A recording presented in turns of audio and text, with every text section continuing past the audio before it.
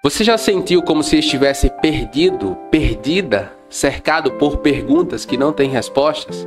Em Jó 15, ele fala, mas suas palavras não trazem conforto, apenas acusação. Ele olha para Jó, um homem quebrado, e insinua que a dor que ele sente é consequência de seus próprios erros. Aquelas palavras pesadas caem como pedra sobre alguém que já está no chão, mas Jó não é culpado. Ele sofre não por causa de seus pecados, mas porque o sofrimento é parte da vida humana. Quantas vezes você já esteve no lugar de Jó, ouvindo palavras duras enquanto tudo o que precisava era de um abraço? Assim como Jó, muitos de nós enfrentamos desertos sem entender o porquê. Mas uma coisa fica clara: mesmo quando não encontramos respostas, o Senhor está presente até no silêncio. E é sobre isso que vamos refletir nessa mensagem. Mas antes de continuar, não esqueça de deixar o like, se inscrever no canal e ativar todas as notificações para não perder nenhuma das nossas mensagens. E fique comigo até o final, porque há uma palavra de Deus para você. Então Elifaz de Temã respondeu: é a sua própria boca que o condena, e não a minha. Os seus próprios lábios depõem contra você.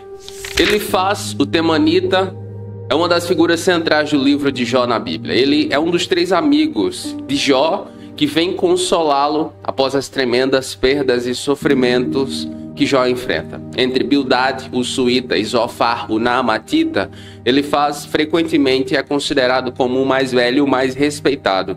Por isso ele é o primeiro a falar. Elifaz acusa Jó de pecar com os lábios, de falar besteira. Elifaz é o típico teólogo que sabe tudo. É aquele que quer sempre ter a última palavra na discussão, no debate, na conversa. Ele é aquela pessoa que sempre quer ter a razão sobre tudo. Então, nesse ponto da conversa, ele acusa Jó de pecar com os lábios. As palavras de Jó para ele são um grande amontoado de besteira. Elifaz é o tipo de cristão que não se importa com a dor do seu próximo. Não importa o que ele esteja sofrendo ou ela esteja sofrendo, o que Elifaz quer é ter razão. É muito importante que eu e você tenhamos em mente que nem todo sofrimento é uma punição. Esse é um dos grandes ensinos do livro de Jó. Jó não está sofrendo porque pecou. Jó está sofrendo por permissão de Deus. Como eu já falei em outras partes dessa série de mensagens, em nossos dias basta olhar para os cristãos perseguidos. Irmãos e irmãs com uma fé firme em Jesus, dedicada, e por isso estão vivendo uma situação, a perspectiva humana, deplorável, mas aos olhos de Deus são aceitáveis. O próprio Senhor Jesus foi obediente em tudo, mas Deus Pai permitiu que grande aflição viesse sobre ele. Nesse sentido, é muito importante que eu e você tenhamos em mente o que está escrito em Provérbios capítulo 12, versículo 18. Palavras que ferem como espada, mas a língua dos sábios traz cura. Da mesma forma que as nossas palavras podem gerar vida, como por exemplo, enquanto anunciamos o Evangelho de Jesus, pessoas podem crer, entregar suas almas a Ele e se tornarem filhos ou filhas de Deus. Essas mesmas palavras, essa mesma boca pode ser um instrumento de morte. Muito cuidado com o que você diz a alguém e a maneira como você diz, porque suas palavras têm o poder de ferir ou curar, gerar vida ou causar morte. Será que você foi o primeiro a nascer? Acaso foi gerado antes das colinas? Você costuma ouvir o conselho secreto de Deus? Só você pertence à sabedoria? O que é que você sabe que nós não sabemos? Que compreensão tem você que nós não temos? Temos do nosso lado homens de cabelos brancos, muito mais velhos que o seu pai. Elifaz acusa Jó de falar besteira. E agora ele apela para a tradição religiosa. As suas palavras, você costuma ouvir o conselho secreto de Deus? Pode nos levar a entender que ele não acha que Jó seja especial. Ele, na perspectiva de Elifaz, ele não tem tanta intimidade com Deus como ele pensa ter. Você costuma ouvir o conselho secreto de Deus? Em outras palavras, Deus fala com você? Você ouve a Deus pessoalmente, Jó? Quem você pensa que é? Há pessoas que têm prazer em nos diminuir, em nos humilhar, em deixar muito claro que, de fato, nós não somos especiais. Aqui é um ponto sensível. Há pessoas que se escandalizam com isso e outras levam, enfim, a extremos. Mas para Jesus você é especial, tá? Você é sim. A ponto de Ele entregar a vida dele na cruz por amor a você, por amor a mim. Então você sim tem muito valor. Mas a intenção de Ele faz é menosprezar Jó. Ele diz: temos do nosso lado homens de cabelos brancos, muito mais velhos que o seu pai. Ele diz: nós temos a tradição, nós temos os antigos, nós temos pessoas experientes, e nenhum menosprezo aqui à experiência. Nenhum. Mas nesse caso eles estão errados. Nesse caso a tradição está errada. Porque Jó é inocente. Deus está trabalhando na vida de Jó.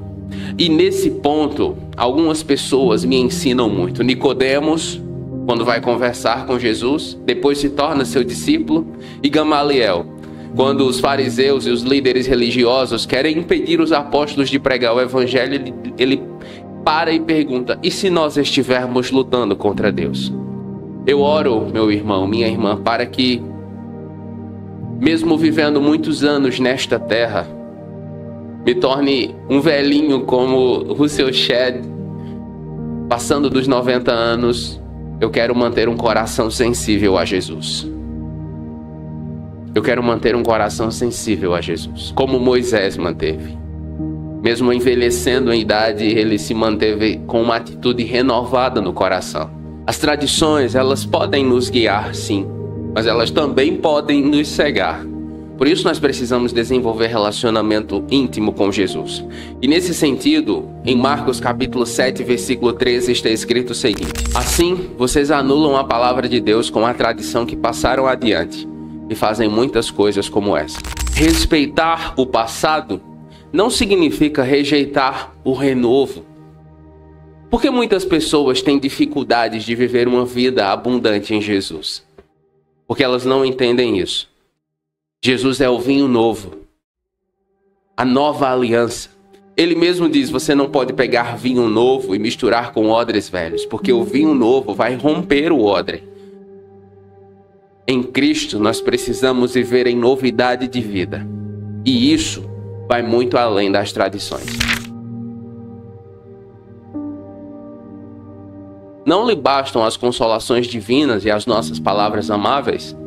Por que você se deixa levar pelo coração? E por que esse brilho nos seus olhos? Pois contra Deus é que você dirige a sua ira e despeja da sua boca essas palavras. Quando julgamos a atitude do outro sem procurar entender sua perspectiva, podemos cometer erros graves. Observe as guerras. As guerras são exatamente isso. É o eu não saber olhar sob a perspectiva do outro. A ganância. De onde vêm as guerras e as dissensões, diz Tiago? É porque nós não sabemos ser civilizados. Nós não sabemos amar as pessoas. Olhar a perspectiva delas, ceder, sempre querendo mais. Amar o próximo é ver com os olhos do outro e sentir com o coração do outro. Os amigos de Jó e muitos de nós cristãos falhamos nesse ponto. Nós estamos nos tornando cada vez mais egocêntricos. Os nossos desejos, os nossos quereres, as nossas perspectivas, as nossas experiências, nosso bem-estar, tudo tem que girar em torno daquilo que nós queremos. Amar ao próximo é exatamente abrir mão disso. É abrir mão disso. O Senhor Jesus nos convida a viver essa vida. Fácil não é. Porque o nosso ego caído, ele sempre quer estar em evidência. Ele sempre quer ser massageado. Mas em Cristo, eu e você recebemos a mente de Cristo. Uma nova atitude, uma nova mentalidade. Julgar sem procurar entender é cometer injustiça. Em dias de tanta intolerância, em dias de tanta confusão, em dias em que a sociedade está cada vez mais fragmentada e plural, eu lembro do que está escrito em Apocalipse, de que pessoas de todas as partes, línguas, povos, raças e nações se reunirão diante do trono para adorar ao Rei. Então, sim, haverão muitas pessoas diferentes de você e de mim na eternidade. E nós precisamos aprender a amar essas pessoas, porque vamos passar a eternidade ao lado delas. Aqui é um bom lugar para começar a treinar. Seja intencional, meu irmão, minha irmã. Fácil não é. Não é fácil. Mas em Cristo, em oração, alimentando o nosso coração com a sua palavra, nós vamos conseguir vencer. Como o homem pode ser puro? Como pode ser justo quem nasce de mulher? Pois se nem nos seus Deus confia, e se nem os céus são puros aos seus olhos, quanto menos o homem, que é impuro e corrupto, e que bebe iniquidade como água. Na cabeça de Elifaz, Jó não podia ser inocente porque Deus não confia nem mesmo nos anjos. De onde ele tirou isso? Ninguém sabe. Provavelmente da cabeça dele ou da tradição teológica que podia haver em seus dias. Lembre, o livro de Jó provavelmente foi escrito antes de Gênesis, ou ali na mesma época. Não havia lei, não havia norma com relação a quem Deus era. O conhecimento que se tinha sobre Deus era um conhecimento oral que vinha desde o Éden. Então os argumentos dos amigos de Jó são fundamentados muito na experiência deles, não no que de fato era, entende? Então na cabeça de Elifaz, Deus não confia nem mesmo nos seus anjos. Isso me faz pensar sobre como uma visão distorcida sobre Deus pode nos levar a julgamentos errôneos sobre nós mesmos e sobre os outros, e como isso pode ter consequências graves. Em nossos dias, é o meu dever e o seu amar as Escrituras Sagradas, amar a Bíblia Sagrada. Por isso eu sempre vou estimular você, encorajar você a dedicar uma boa parte do seu tempo diário a sós com a palavra de Deus. A palavra de Deus é viva e eficaz. Ela e só ela tem o poder de mudar a sua vida, todos os aspectos da sua vida, e preparar sua alma para encontrar-se com Jesus. Passe tempo a sós com Deus, com a sua palavra. Deixe que a palavra ministre ao seu caráter e ao seu coração. E nesse sentido, há uma frase do teólogo alemão Karl Barth que me inspira demais. Ele diz o seguinte: leve a Bíblia e leve-a a sério, e não duvide que ela o levará ao Deus eterno, que é seu verdadeiro refúgio e sua verdadeira casa. A nossa fé, a minha e a sua, deve estar fundamentada na Bíblia Sagrada. Ela é a palavra infalível de Deus. Ela não vai errar com você, porque ela não erra.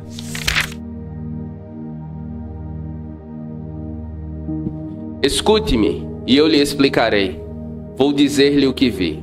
O ímpio sofre tormentos a vida toda, como também o homem cruel nos poucos anos que lhe são reservados. Elifaz acredita que o ímpio, isto é, a pessoa que não teme a Deus, tem uma vida de muito sofrimento. Mas nós sabemos que nem sempre é assim. Um bom exemplo disso é Pablo Escobar, conhecido traficante que viveu entre 1949 e 1993. O narcotraficante colombiano Pablo Escobar foi uma das pessoas mais ricas do mundo na década de 80, com um patrimônio estimado em bilhões de dólares, provenientes principalmente do tráfico de drogas. Ele foi responsável por inúmeros assassinatos e a desestabilização da Colômbia através de atos de violência e corrupção. Ou seja, sob a perspectiva de bens materiais, de riqueza, de gerenciamento de negócio, um sucesso. Mas sob a perspectiva da palavra de Deus, um total fracasso. O sucesso terreno de alguém não é indicativo de que essa pessoa seja agradável a Deus. O Senhor Jesus deixa isso muito claro no seu ensino, do que adianta o homem ganhar o mundo inteiro e perder a sua alma. de nada.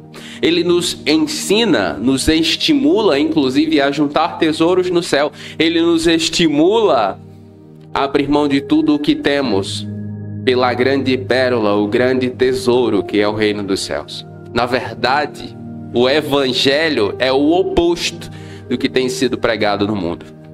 Eu e você precisamos abrir mão do que quer que seja, nos desapegar do que quer que seja, cargo, influência, bens, para possuir o reino, porque ele é possuído à força. Nunca mais será rico, sua riqueza não durará, e os seus bens não se propagarão pela terra.